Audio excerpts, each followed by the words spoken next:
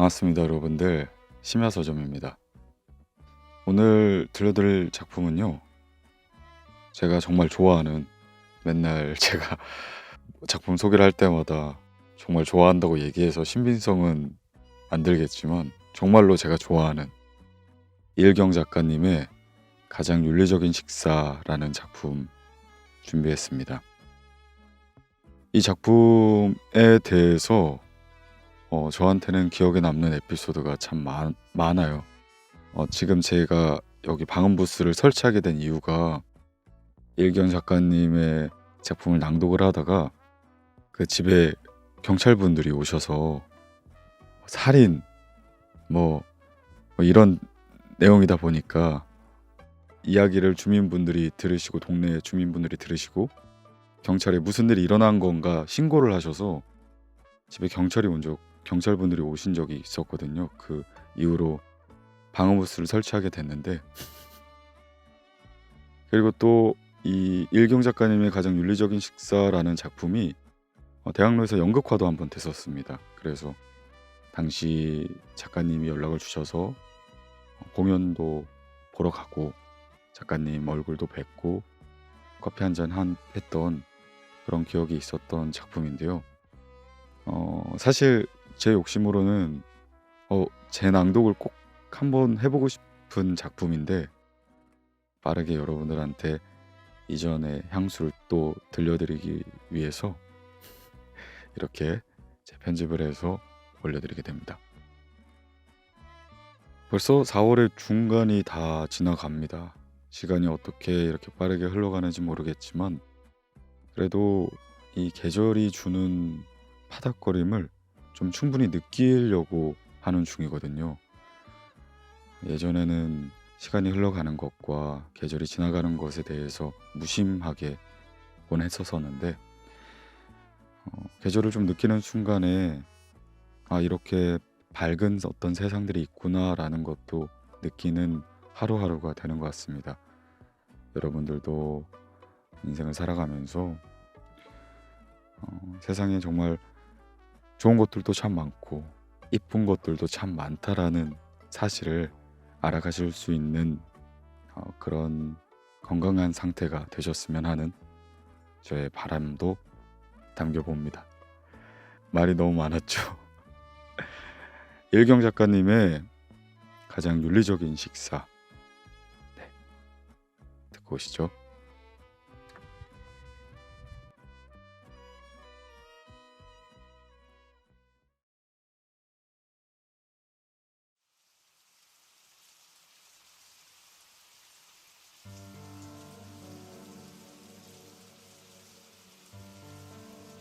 가장 윤리적인 식사. 광고. 식용인간 급구. 먹히고 싶은 사람을 급하게 구합니다. 치사량의 모르핀으로 안락사 후 작업을 진행함으로 안심. 아래 번호로 연락하면 지시된 장소에서 면접 후 해체 진행. 이 웃지 못할 기이한 살인사건은 모두 저 광고 하나에서 비롯되었다. 피해자 이름은 이승윤, 남성, 29세. 영등포에 버려진 철제공장 창고에서 발견되었을 때 예리한 날붙이로 머리와 사지가 전부 분리되고 내장이 비어져 있는 상태로 발견되었다. 그중 왼쪽 팔과 오른쪽 다리는 소실되었으며 머리는 냄비에서 레드와인에 담긴 채 푹 삶아주고 있던 와중이었다. 광고를 내어 사람을 토막내고 먹은 인물은 땡땡땡 남성 36세. 저녁 7시경 경찰이 신고를 받고 창고에 들이닥쳤을 때 그는 입맛을 쩝쩝 다시며 프라이팬에 무언가를 떨어뜨린 직후였다. 땡그랑. 청량한 그 소리는 영락없이 닭뼈가 접시와 맞부딪히는 소리였다. 그는 놀라지 않았고 침착하게 자신을 잡으러 온 경찰들을 응시했다. 마치 저녁 식사 모임에 초대했던 사람들이 약속 시간에 때맞춰 방문한 것처럼. 그리고 곧 일어나 많이 시장하시죠? 라고 물으며 음식을 내올 것처럼. 비디오 카메라 1개, 무르핀 주사 2개, 톱과 수술용 메스, 그리고 어울리지 않을 알록달록한 플라스틱 주방용품들과 향신료, 소금과 버터, 다시마와 브로콜리, 아스파라거스, 토마토와 감자. 테토뱅 드실래요? 달려드는 경찰들을 향해 그가 그렇게 물었다. 제1막 허락. 잘 찾아오셨어요. 29세 치고는 앳된 얼굴의 남성이 질이 벗겨지고 녹슬어 붉은 속살을 드러낸 철문을 열고 들어왔다. 그러나 얼굴엔 나이 대신 고생이라고 해야 할지 슬픔이라고 해야 할지 모르겠는 다른 미묘한 것이 자리 잡고 있었다.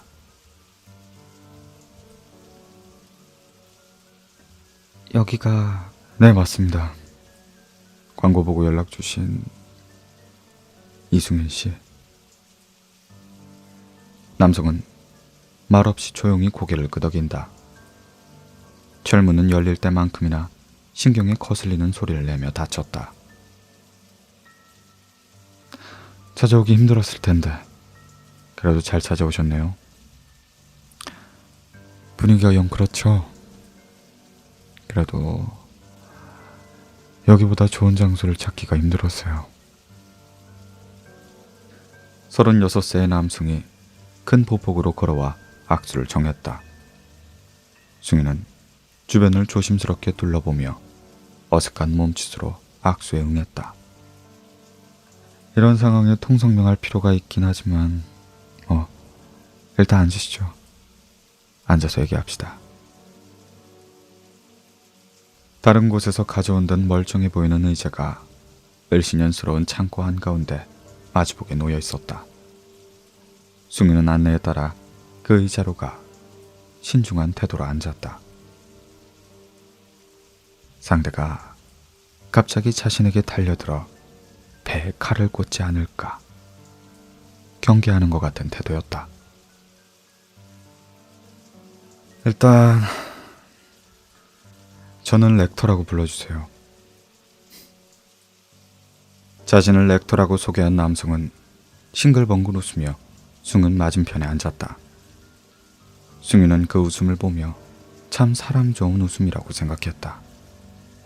보는 것만으로도 사람의 긴장을 풀어주게 만드는 순한 웃음.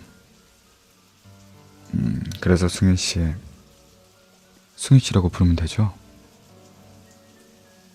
렉터는 여전히 나긋나긋한 목소리를 유지하며 말했다. 이번에도 승윤은 말없이 고개만 천천히 2번 끄덕였다. 그래요, 승윤 씨. 승윤 씨는 왜 죽고 싶은 거예요?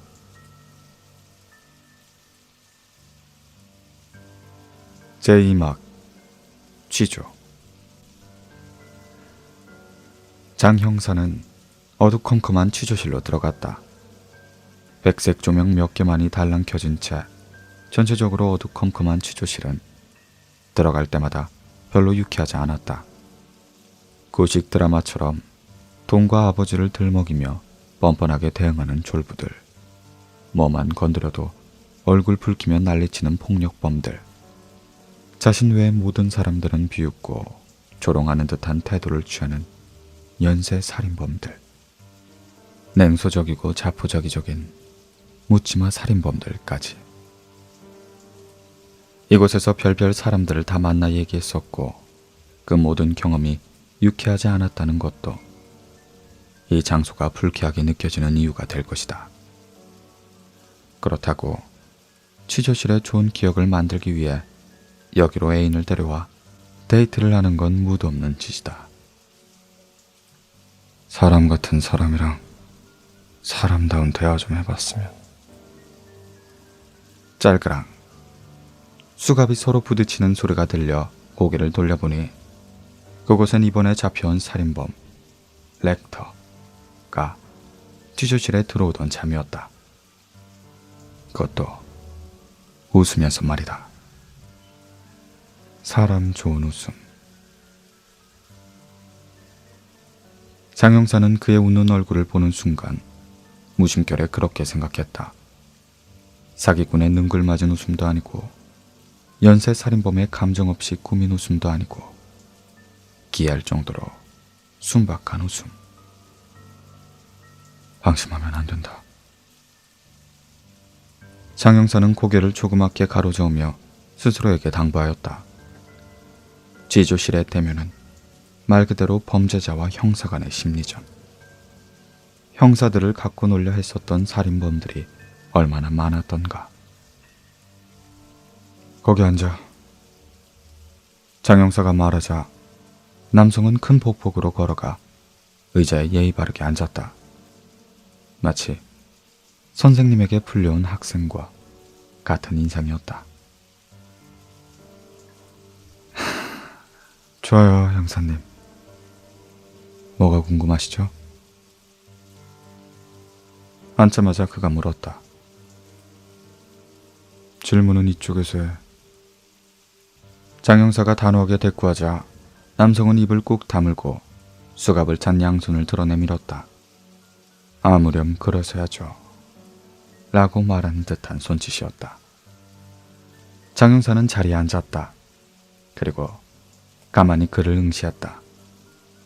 아직 어떤 유형의 인물인지 감도 오지 않았기에 신중하게 접근해야 했다.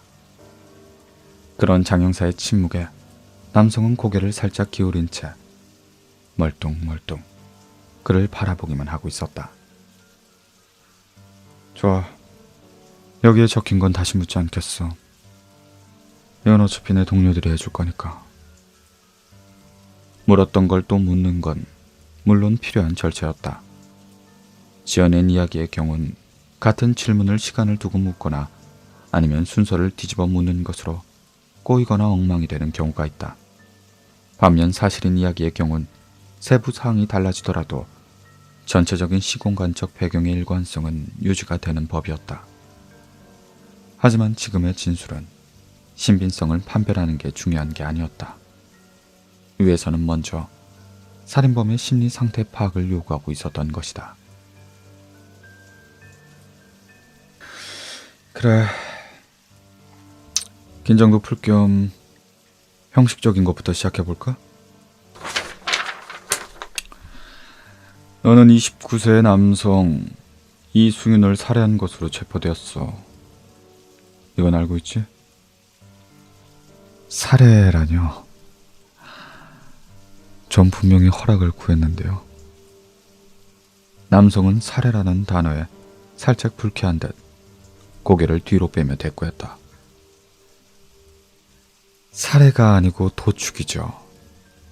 인류 역사상 최초로 온전하게 성공한 진정한 도축. 이번엔 도축이라는 단어에 형사 쪽이 얼굴을 찌푸릴 뻔했다. 보셨잖아요, 비디오. 이럴 줄 알고 찍어둔 거예요. 못 보셨어요? 아닌데. 제가 숨겨놓진 않았을 테니까 분명 봤을 텐데. 설마 경찰이 증거를 은닉하고 살인죄로 몰아가려는 건 아니죠? 넌 사람을 죽였어. 그 점에선 다를 바가 없어. 의지에 반해서 목숨을 빼앗진 않았죠. 어차피 죽으려고 했던 사람인데 제가 죽인다고 뭐가 달라지나요? 안 된다. 상대의 말에 흥분해서는 안 된다. 이런 식으로 논점에 벗어나 감정 싸움으로 번지는 일이 또 일어나서는 안 된다. 장 형사는 상대가 눈치채지 못하게 천천히 심호흡을 하며 마음을 진정시켰다.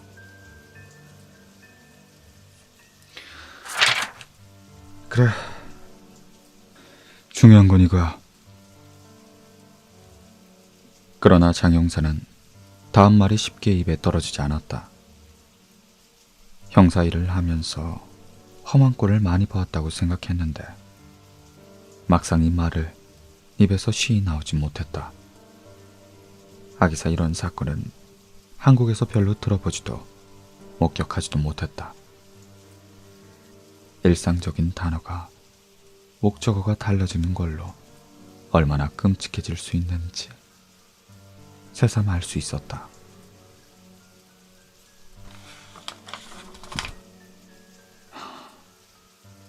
먹었나? 숨을 토해내듯 묻자 남성은 그 질문에 어이가 없고 황당하다는 듯 눈을 동그랗게 뜨고 장 형사를 빤히 보고는 너털 웃음을 터뜨렸다. 정말로 재밌는 농담을 들은 아이와 같이 천진난만한 웃음으로 듣는 사람으로 하여금 이 사람은 그런 끔찍한 짓을 저지를 수 있는 사람이 아니라고 생각하게 만들 정도로 기분 좋은 웃음이었다.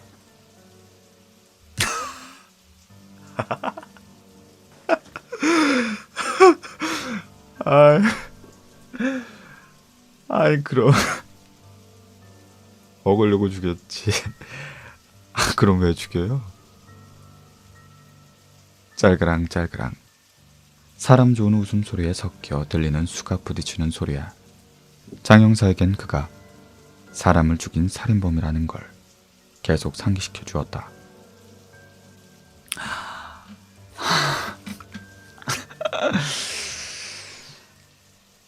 저는 제일 이해가 안 가는 사람이 사냥꾼이에요. 그들이야말로 사이코패스죠. 먹지도 않을 거 재미로 죽이는 거잖아요. 근데 미국에선 그게 합법이래요. 마찬가지로 그 뭐냐 유머시기가 있는데 그런 연쇄살인범들도 사회적 쓰레기죠. 멀쩡히 잘 사는 사람을 왜 죽여요? 재미로? 그는 질렸다는 듯 얼굴을 찡그리며 격하게 손살을 쳤다. 아니, 그가 허락했다니깐요? 죽고 싶다고 했어요. 그래서 제 광고를 보고 온 거고요. 전 오히려 광고를 냈는데 경찰이 조용한 게 더 신기했어요. 지연자가 오기도 전에 체포되는 거 아닐까 싶었거든요. 이렇게까지 일이 잘 풀릴 줄은. 경찰의 무능함에 대한 조롱과 힐난, 살인범들의 철진한 수법이다. 도발하고 약 올리기.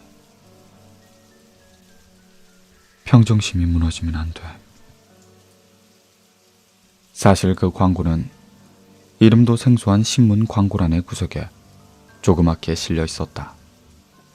신문의 구독자 수가 줄어들며 주요 신문사들도 상황이 어려워졌는데 변두리 신문은 더 심하면 심했지 낫지는 않았을 것이다. 그래서 내용도 확인하지 않고 많은 돈이 들어오니까 그대로 광고를 실어준 것이었다. 머저리들. 장 형사는 화를 꾹 참고 평온한 목소리를 꾸며 말했다. 광고를 보고 찾아왔으면 돌려보냈어야지. 너한텐 선택지가 있었어. 하지만 그 사람들에겐 선택지가 없었죠. 제가 돌려보내면요? 그 사람은 자살했을 것이고 어차피 그 사람은 죽었을 거예요. 그리고 경찰이 발견하고 강에 건져서 올리든 방에 매달린 밧줄을 풀든 그랬겠죠. 그렇게 혼자 쓸쓸히 죽게 놔두고 그 사람 책임으로 돌리면 만족하나요? 아니면 제가 죽여서 불쌍하고 안타까워요?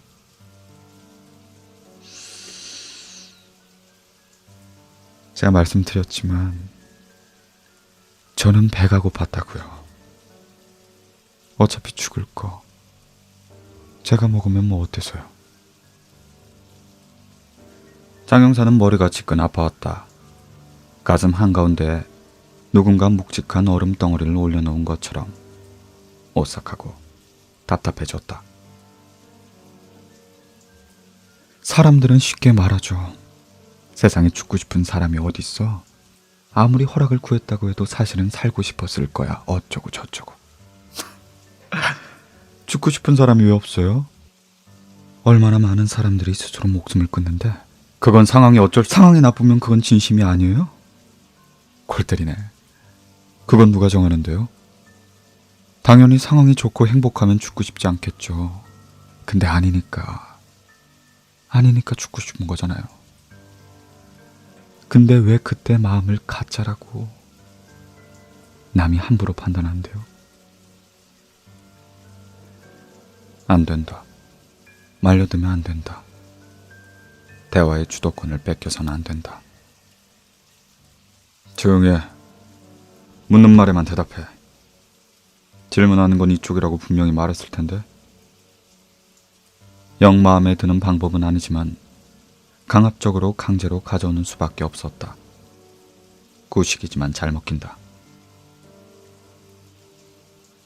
쥐주에서만큼은 인도주의적이고 민주적인 토론 방식을 채용해서는 안 된다. 말랑말랑한 방법은 저들이 금방 찢어 발긴다.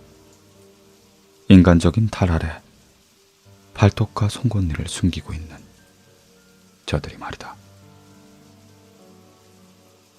왜 먹었어? 장영사는 그를 노려보며 또박또박한 바람으로 물었다.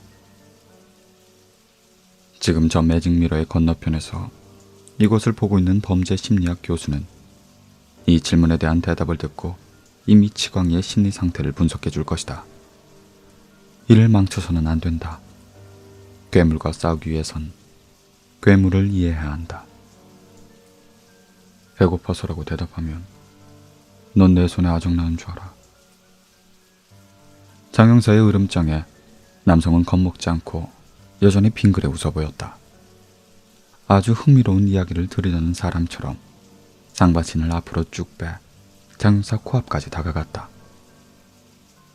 여차하면 코를 확 깨물어 씹을 수 있을 만큼. 그리고 그는 검지로 자신의 머리를 톡톡 건드리며 말했다. 목소리가 들렸어요.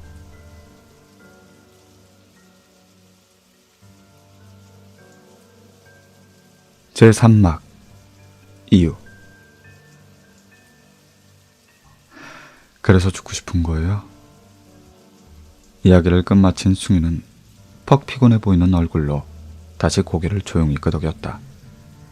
잠시 어색한 침묵이 흐른 뒤에 렉터를 바라보며 물었다. 저도 하나만 여쭤봐도 될까요? 네네, 편하게 물어보세요. 여러 개 물어봐도 괜찮아요. 뭐든 다 대답해 드릴게요. 그리고 얘기하다가 마음이 변하면 언제든 돌아가셔도 되고요. 전 먹히기 싫은 사람을 먹을 생각은 없거든요. 승유는 미심쩍은 표정으로 렉터를 바라보았다. 초면에 이름을 숨기는 사람을 믿는다는 건 애초에 어려운 일이었다. 하지만 그 말에 승유는 고개를 절레절레 흔들었다. 마음 변할 일 같은 건 없어요. 게다가 그는 말끝을 흐리고는 씁쓸한 미소를 보였다. 매미가 빠져나간 허물과 같은 미소였다. 그래서 뭘 물어보려고 했죠? 렉터가 재촉하자 승윤이 고개를 돌려 왼쪽에 있는 비디오 카메라를 바라보며 물었다. 저 카메라는... 저거는 증거예요. 승윤 씨가 허락했다는 증거. 나중에 경찰들이 쳐들어왔을 때 제가 아무리 승윤 씨 허락을 받았다고 고래고래 소리를 질러도 안 믿어줄 테니까요. 그들은 죽은 자는 말이 없고 시체는 말한다고 떠들어대지만 다 헛소리예요. 승윤 씨를 죽인 가해자는 세상이 아니라 저 하나로 국한되고 승윤 씨의 선택이 아니라 운이 나빠서 죽은 것으로 보장될 게 뻔해요. 그래서 녹화해두는 거예요. 저를 보호하기 위함이기도 하지만 승윤 씨의 선택을 세상 사람들이 존중하도록 하기 위해서. 승윤 씨가 먹을 땐 촬영 같은 거 안 해요. 전 그런 악취미는 없어요. 면접이 끝나자마자 끌 거예요, 아마. 그 대답에 승윤은 무감각하게 고개를 끄덕였다. 그럼 하나만 더요. 뭐죠?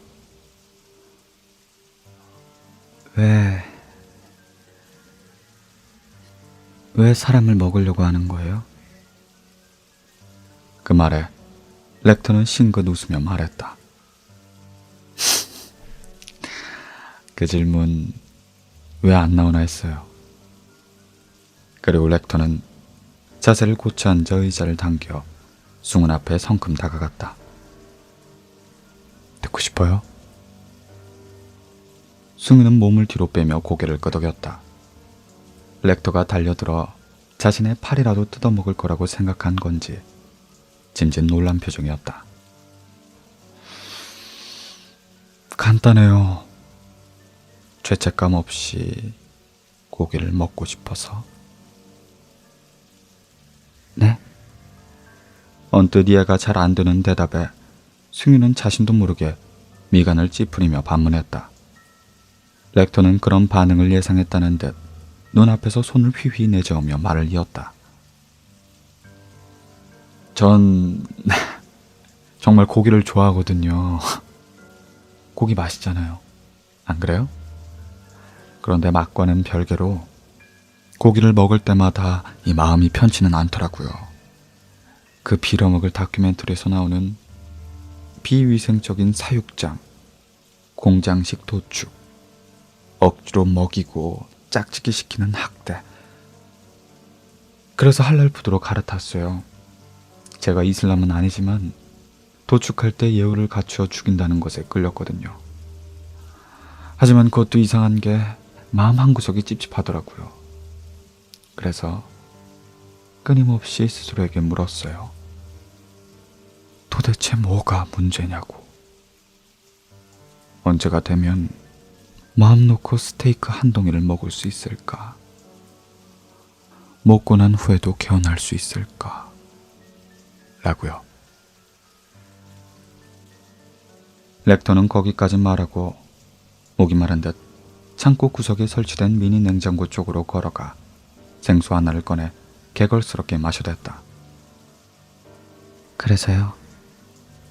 답은 찾았어요? 승윤의 물음에 렉터는 물을 입에 머금은 채 고개를 격하게 흔들며 자리로 돌아와 앉았다. 그럼요. 찾았죠. 뭐죠? 뭐가 문제였죠? 그 물음에 렉턴 눈을 이리저리 굴리며 잠시 뜸을 들인 후 속삭이는 목소리로 말했다.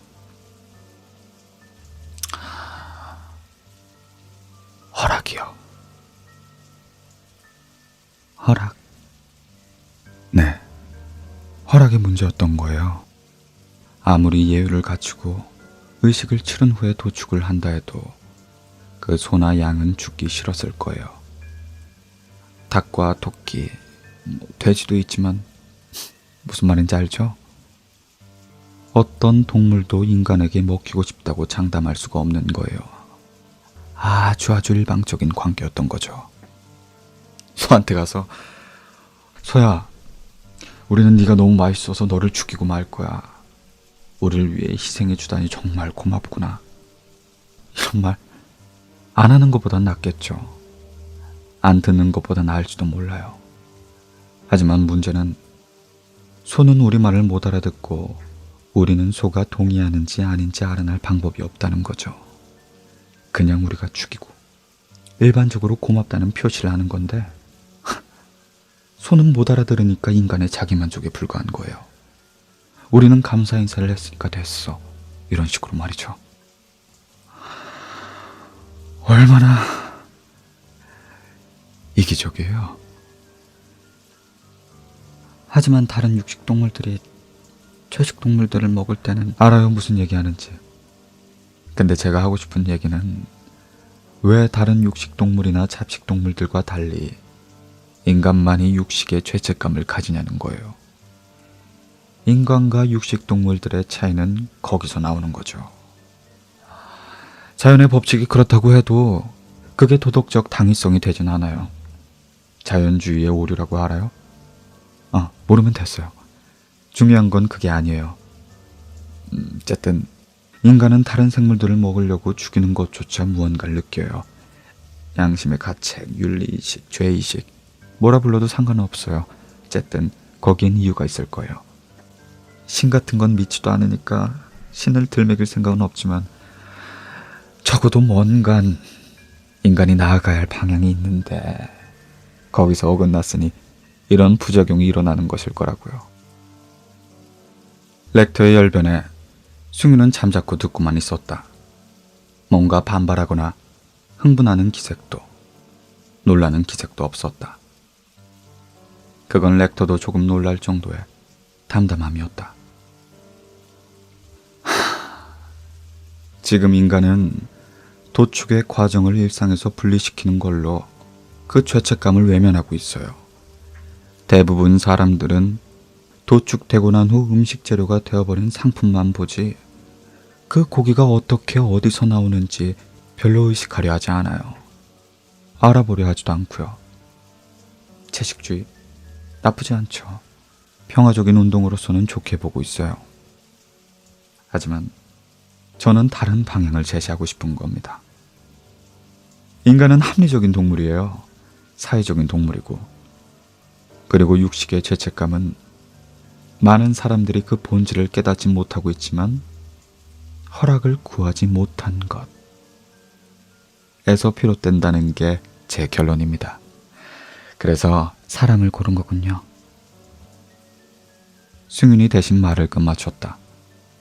렉터는 물을 마시며 고개를 끄덕였다. 말도 알아듣고 의사표현도 할 수 있으니까. 승윤은 그 말을 중얼거리며 자신의 신발을 바라보았다. 뭔가 생각에 골똘히 빠져있는 모습이었다.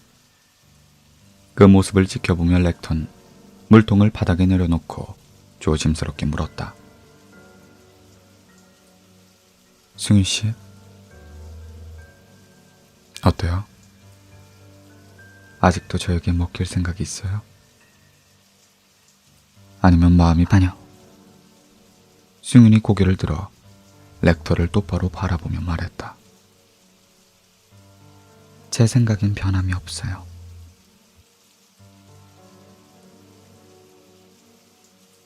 제4막 목소리. 목소리라고?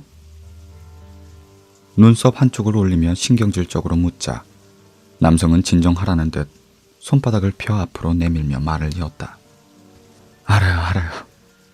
미친 소리 같겠죠. 하지만 정말이에요. 목소리가 들렸어요. 그게 언제냐. 밤늦게 다큐멘터리를 보다가 졸았던 게 한 달이 좀 안 되었을 거예요. 갑자기 머릿속에서 목소리가 들리더라고요. 질질 끌지 말고 뭐라고 했는지나 말해. 장 형사는 자신의 감정이 생각대로 조절되지 않는다는 걸 이미 느끼고 있었다. 결국 이 또한 수법이다. 심신미약 혹은 심신상실을 노리는 거짓말. 저들은 가짜 증상을 연기하며 자신들이 남의 감정에 공감 못하는 주제에 다른 이의 동정과 공감을 사려고 한다. 가증스럽다.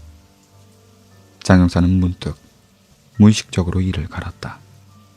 남성은 다시 두 손가락을 펴 장 형사에게 보이며 말했다. 사람을 먹으라고요. 뭐? 사람을 먹으라고 했어요. 사람을 먹으면 뭐냐?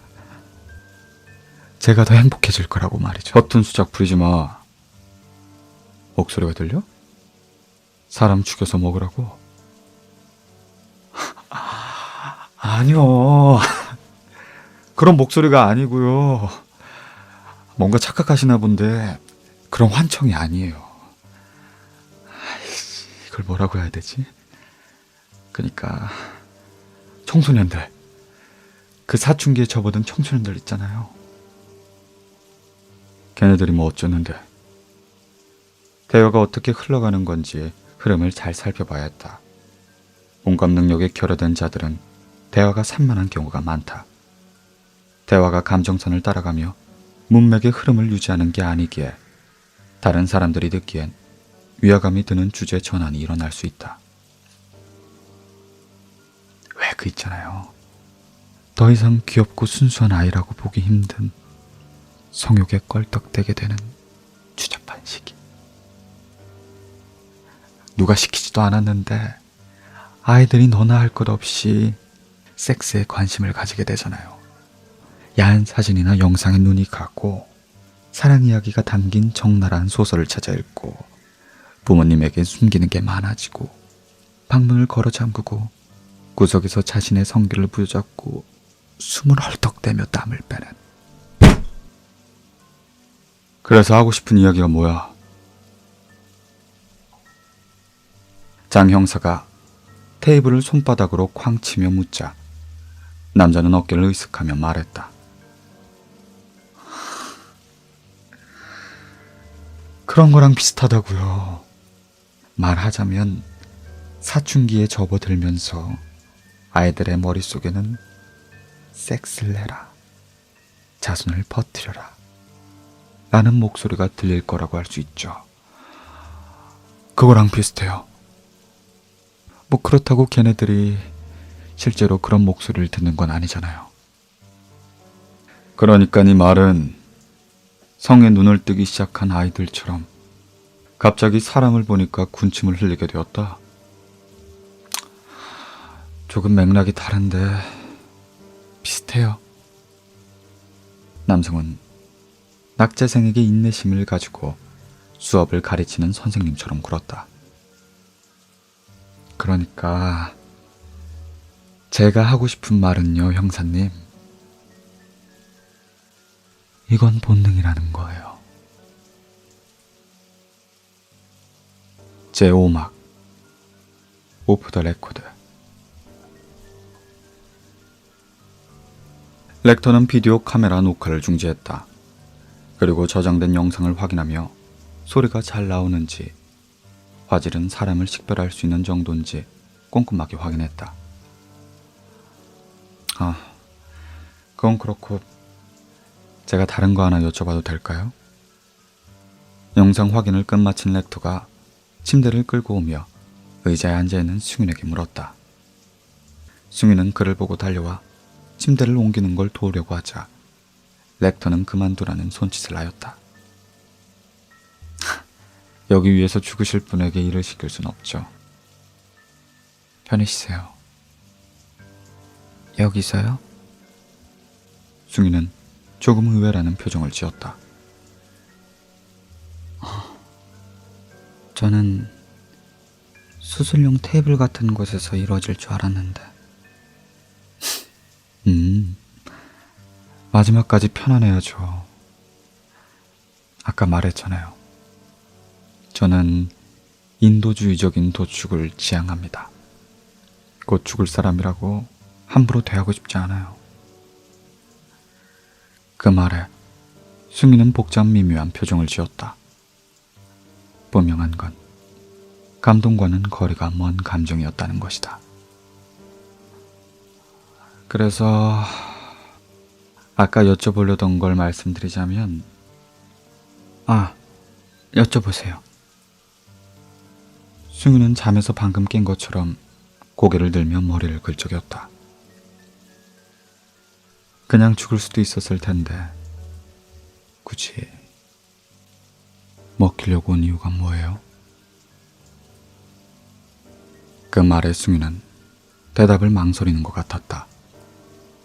오갈 곳 없어진 손은 민망하게 허공을 헤매었고 뚜껑이 헐거워진 상자 속에서 벌레가 나오려는 것처럼 승윤의 입만 옴착달싹하였다. 그런 애매한 자세를 취한 지 얼마나 지났을까. 승윤은 고개를 수그리고 기어가는 목소리로 들릴락 말락한 정도로 말했다. 하지만 렉터는 그 말을 정확하게 들었고 그는 고개를 끄덕이며 더 이상 묻지 않았다. 푹신한 침대, 살풍경과도 같은 낯선 천장. 승윤은 그 위에 누워 이불을 덮었다. 생각했던 것보다 푹신하고 편안한 베개의 촉감에 기이한 안도감을 느꼈다. 눈 감아주세요. 약물 투여하겠습니다. 승유는 그 말대로 눈을 감았다. 완전한 암흑. 하지만 그곳에서 이상한 무늬들이 피어올랐다 사라지기 반복했다.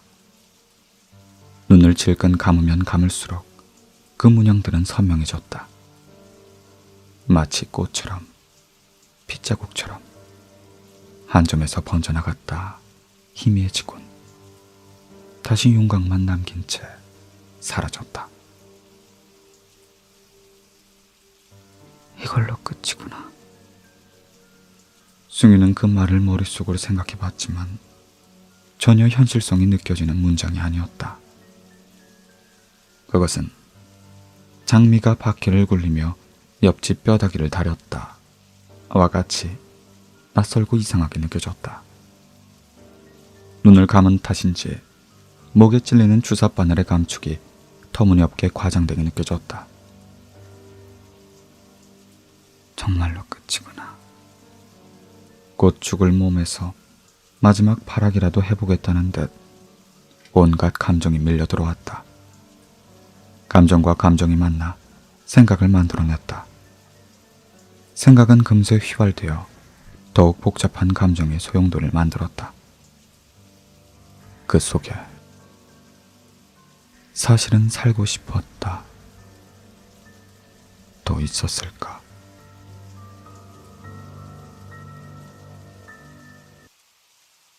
제6막 본능. 본능이라고 했나? 뭐라고 불러도 상관없어요. 본능이든 양심이든 윤리든 어쨌든 그 목소리의 쥐는 그런 종류의 것이에요. 장 형사는 질끈 감았던 눈을 떴다. 주먹을 너무 세게 쥐고 있었던 탓에 손바닥에 손톱 자국이 선명했다. 남성은 여전히 장 형사 건너편에 앉아 싱글벙글 웃고 있었다. 더 이상 사람 좋은 표정이라고 생각할 수 없었다. 저건 순수한 광기의 민낯이었다. 그 어떤 죄의식도 죄책감도 없는 자기 성찰이 결여된 온전한 삐뚤어짐. 지금껏 만나보지 못한 유형의 대상이었다. 그리고 그것은 장 형사 내부에 무언가를 터뜨렸다. 더 이상 이 뻔뻔한 자식의 헛소리에 놀아날 생각이 없었다. 사람을 죽여놓고 양심이랑 윤리. 장 형사는 자리에 일어나 의자를 들고 취조실 문으로 다가갔다. 그리고 의자를 문에 비스듬히 세워 등 바지의 윗부분을 문고리 아래에 거칠게 끼워 넣었다. 이렇게 해놓으면 바깥에선 잠시 동안 문을 열고 들어올 수 없을 것이다. 아니나 다를까 매직미러 너머의 장 형사의 행동을 본 사람들이 급하게 달려와 문을 두들기고 소리쳤다. 장 형사! 뭐하는 거야, 장 형사! 문이 목줄 매단 미친 개처럼 사납게 흔들리고 지저댔지만 의자에 막혀 열리진 않았다. 성질 더러운 개의 입마개와 같은 역할을 톡톡히 하고 있었다. 난 너 같은 새끼들 많이 봤어. 사람 죽여놓고 끊임없이 자기 합리하는 새끼들. 여자들을 줄줄이 죽여놓고 부자와 매춘부들이 경각심을 가졌으면 좋겠다는 헛소리하는 새끼들도 있었고, 신생아들을 약물 과다 투여로 죽이곤 세상이라는 고통에서 해방시켜 준 거라고 유족 앞에서 짓거린 새끼들도 있었어. 그러곤 장 형사는 남성에게 달려들어 멱살을 양손으로 부여잡고 거칠게 벽에 밀어붙였다. 등을 세게 부딪힌 탓에 남성은 컥하며 끙하는 소리를 내었다.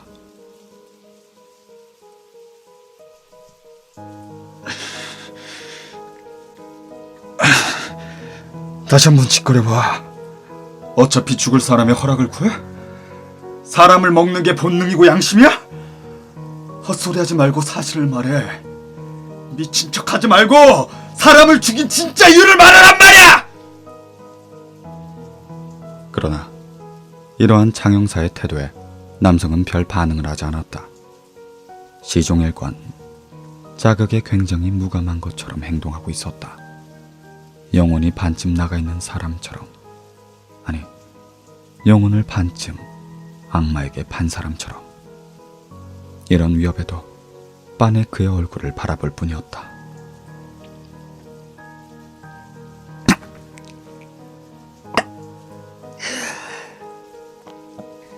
당신네들이 떠들어대는 정의니 양심이니 다 개소리야. 역같은 가식이라고. 이번에 난 태어나서 처음으로 죄책감 하나 없이 고기를 먹었어. 역사상 그 누구도 해내지 못한 걸 해냈다고. 네가 뭐라도 되는 것처럼 우쭐대지 마. 가짜는 영웅 심리에 취하지 말란 말이야. 넌 그냥 변태 같은 취향을 가진 살인범에 불과해. 문은 더욱 격렬하게 흔들렸다. 금방이라도 부서질 것 같은 소리가 났지만 목재가 아니라 철제이기 때문에 부서지는 일은 없을 것이다. 역사를 잡힌 남성은 덜컹거리는 문 쪽을 힐끔 본 후 힘겹게 말하였다.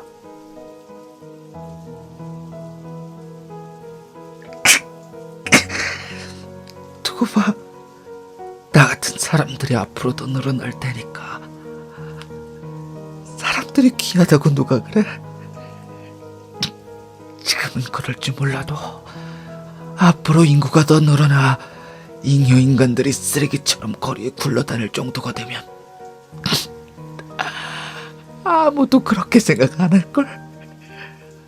어차피 인류가 가야 할 길이야. 점차 더 많은 사람들이 내가 들었던 것과 같은 목소리를 들을 거고, 그리고 인류는 육식의 죄의식에서 해방될 거야.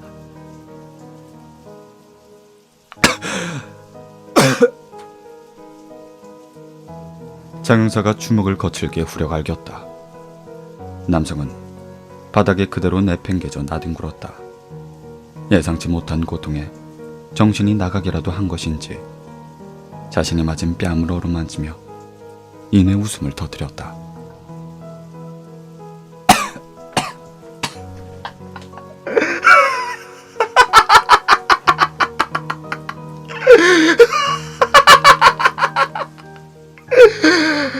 형사님, 성질 있으시네.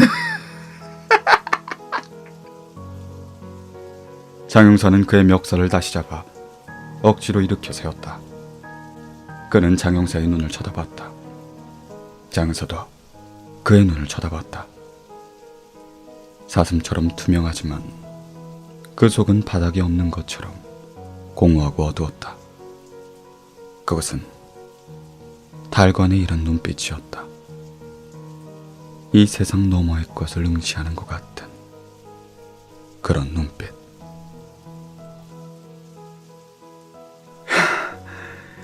인류가 먹이사슬의 꼭대기라 그 위에 천적이 없다고? 웃기지 말라 그래. 없는 게 아니라 내부에서 생기는 거야. 그 어떤 동물도 하지 못한 지극히 인간적인 방법으로 동의를 구해서 먹히고 싶은 사람을 먹으면 되는 거야. 그래, 더 이상 다른 동물들을 해칠 필요 없어. 자연이 선택한 새로운 방식의 인구 조절이라고. 아까 얻어맞은 걸로 혀가 붓기 시작했는지 약간 어눌한 발음으로 그 남성은 말하였다. 장영사가 다시 주먹을 치켜들었지만 남자는 움찔하기는커녕 눈을 똑바로 뜬 채 장영사의 주먹을 눈으로 쫓았다. 보통 사람에게선 기대할 수 없을 낯선 반응에 장영사는 목덜미에서 소름이 돋는 걸 느꼈다. 장영사가 멈칫하자 그때를 놓치지 않고 남성은 낮은 목소리로 물었다. 이승윤, 그 사람이 먹히고 싶어한 이유가 진짜 뭔지 알아? 죽고 싶어한 이유가 아니라 먹히고 싶어한 이유 말이야. 그건 비디오에 안 찍어놨거든. 남성의 그 말이 끝나기 무섭게 찢어질 문이 쾅하는 소리와 함께 열렸고 다른 형사들이 거칠게 장 형사를 남성에게 떼어내 황급히 끌고 갔다. 장 형사는 몸부림쳤지만 장정넷이 덤벼든 걸 뿌리칠 순 없었다. 그 사람도 들었대. 사람에게 먹히라고, 음식이 되라고. 그를 먹히려고 태어난 거야. 평화로운 피식과 포식의 관계를 위해 자연이 현명하게 마련한 장치라고. 두고 봐.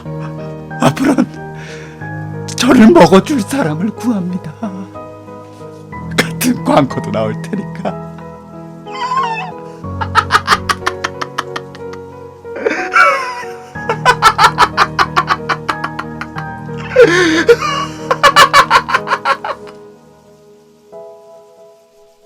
끌려나가는 장 형사를 보며 남성은 그렇게 외친 후 배가 터질 것처럼 웃어댔다. 장 형사는 쥐조실 밖에서 닫히는 문 사이로 그 남성의 얼굴을 경악에 찬 표정으로 바라봤다. 미친 새끼. 쥐조실의 문이 닫혔을 때 장 형사는 외쳤지만 그 외침은 공허하게 쥐조실 문 밖을 잠시 부유하다 이내 허공으로 흩어져 버렸다.